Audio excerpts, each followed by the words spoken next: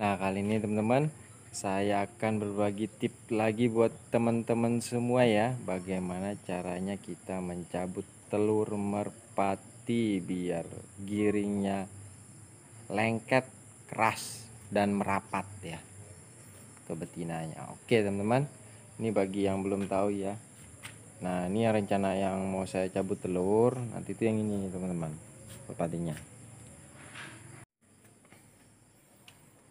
Nah, ini merpati yang dari Cak Min. Nah, ini biasanya teman-teman yang ngeram itu kalau udah di jam 5 lewat atau jam setengah 6 ya, atau jam 6 itu biasanya yang betina yang ngeram. Itu sampai pagi dia, teman-teman.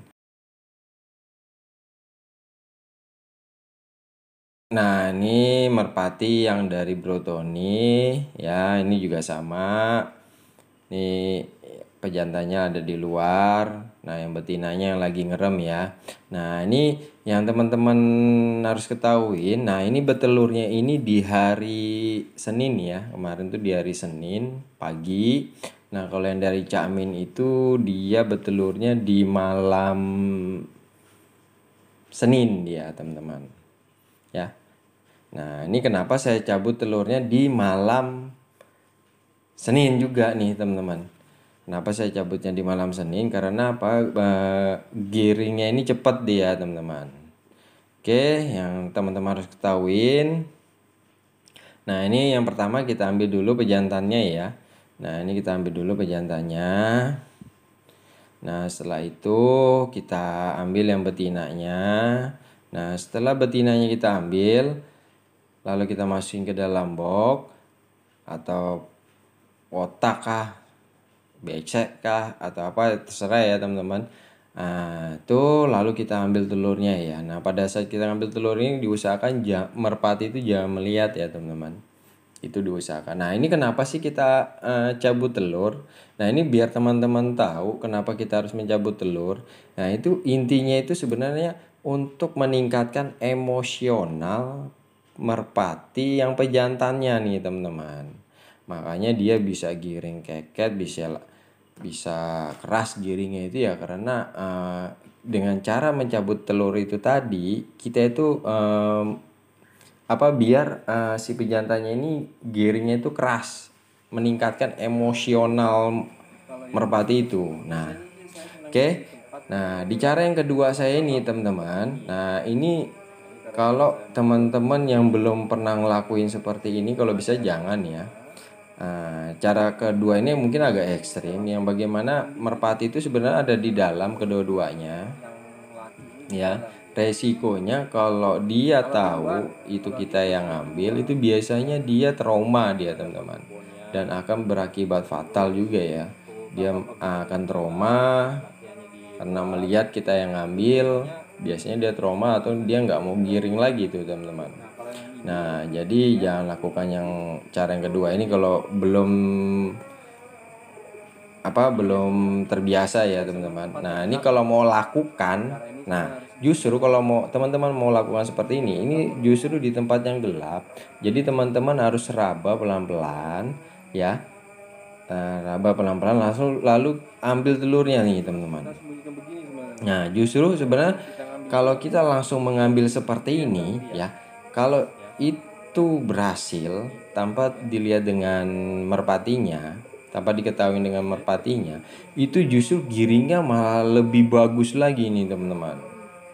Giringnya itu malah makin keket lagi nih, makin keras lagi nih teman-teman dengan cara yang kedua ini. Ya, jadi ya terserah teman-teman yang enaknya mau pakai cara yang mana ya. Nah, jadi kenapa sih kita harus mencabut telur? Nah, karena itu jadi teman-teman harus ketahuin supaya meningkatkan emosional si merpati ya, teman-teman. Oke. Nah, setelah itu begitu besok pagi. Nah, kapan sih kita memandikannya?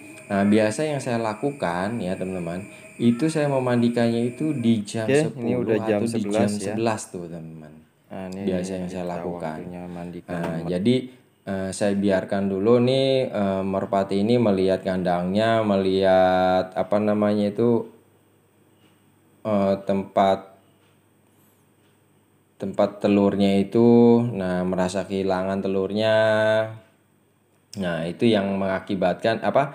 Yang bikin efek si pejantannya ini merasa kehilangan, akhirnya meningkatkan emosional pejantannya itu, teman-teman.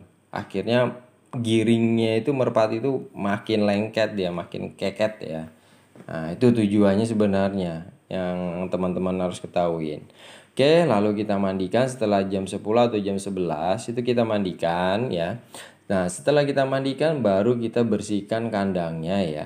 Kandangnya kita bersihkan, termasuk bekas apa namanya ini, sarangnya itu juga kita keluarkan semua, kita bersihkan semua lah kotorannya ya.